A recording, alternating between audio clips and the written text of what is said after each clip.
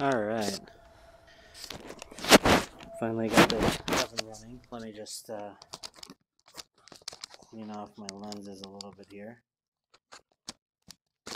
So I've actually played through most of this game on the normal PC version release, and I was pleasantly surprised to find out that it was going to be also released with the VR edition. And I just started streaming now. I'm noticing that my CPU is having a hard time keeping up with running this game plus streaming at the same time. So let me actually turn down the graphics settings quite a bit. Let's see, high, if that helps.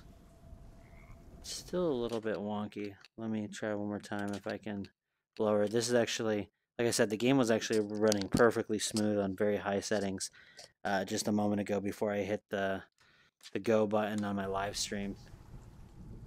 Yeah, it's still kind of wonking out here.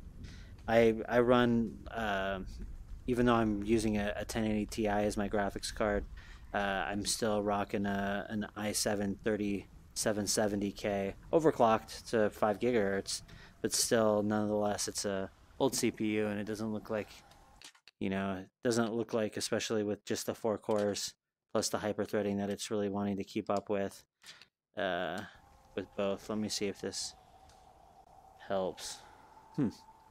No, it looks about the same regardless of, which I guess makes sense because if it's a CPU bottleneck, no matter where I hit the graphics, it's going to be more or less the same. But let me try to see if I can play just a little bit here since I am live streaming, just to get a sense of kind of where we're at. And then if it gets too bad, I can always shut off the stream and then give my impressions later on.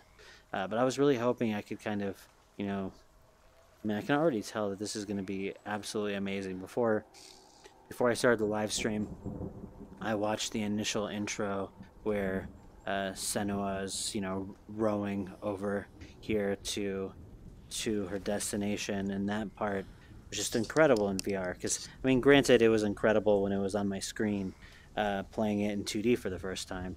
Just super atmospheric. The sound design is, incredible.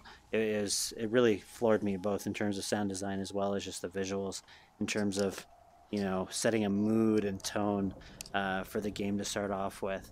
But yeah, playing that part in VR and actually being in the environment was even more creepy because, it's all around you. And I can imagine, I'm playing currently with an Oculus Rift, but I could imagine if I was playing this title in like a Vive Pro, for example, the extra resolution would really do some of the effects and some of the textures justice. I mean, for one thing, you do see kind of, some of the flatness of the textures and stuff like that kind of pops out a little bit more when you're in a game like this in VR. So to some extent, being closer to the action, so to speak, makes you notice kind of some of the tricks that are going on in the game a little bit more than before.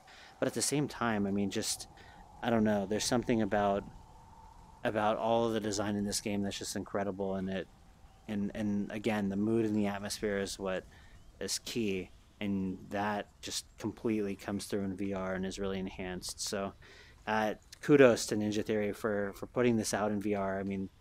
This is really, really exciting, and I hope we see more and more VR versions of our traditional games come out, because this is an easy way, if you're into an awesome game like this, being able to even play this with a controller. And if it's, if the camera is, in a relatively, clean spot, and you're able to just play with a standard controller, then, why not?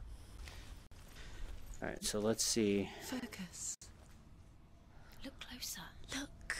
Use your eyes. Why isn't she looking closer? She needs to look closer. Focus. Trying to, okay. Do I not remember forget now. my stories, Senua, because your darkness comes from hell, and your fate lies there. They say the burning of a corpse will take you straight to Hela's gate, but gods and the living will follow this path. You must leave the Isles of Orkney across the eastern sea and find a road that leads north and down through deep, dark valleys. After 9 nights of riding, you will follow a great river and will find a bridge covered in gold. The path to Helheim goes from there, across the River of Knives that flows from the dark world of Niflheim.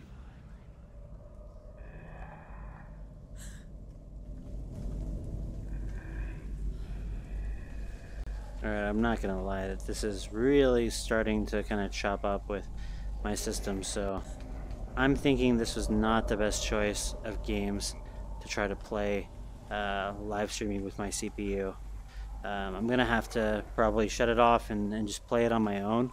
That way my computer, like I said, was handling this great before I started the live stream, so it's really not like an optimization issue or anything like that as far as I can tell. It's literally just my CPU not being able to play this game while live streaming. So I am going to shut this off here in a moment. I just wanted to see what some of these animations look like running. See, you can kind of zoom around with, see the level of detail.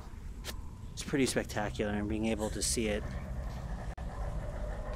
in 3D and VR is awesome despite the lagginess. So alright, I'm going to stop this live stream now, and then I'm going to go ahead and just play the game. I'll give my impressions on a later episode of the podcast, so for anyone that's not, you know, hasn't had a chance to listen to our podcast yet, we do game talk episodes as well as developer interviews, and we actually have some exciting stuff coming up. A recent interview I did with Nate Burba over at Servios about Electronauts should be going up relatively soon, and we try to put up stuff as much as we can. So you know, look forward to hearing some of my impressions about playing Hellblade in VR on one of the next game talk episodes. But you know, consider this kind of just an early kind of sneak peek on some of my I mean, right now, just graphically and just atmospherically, I'd say I'm really impressed so far. I was hoping to kind of show some of the action off in the live stream and give my impressions there, but I'm gonna turn the live stream off to conserve my system performance, and then I'll be back on at some point live streaming, you know, some other easier to run game, and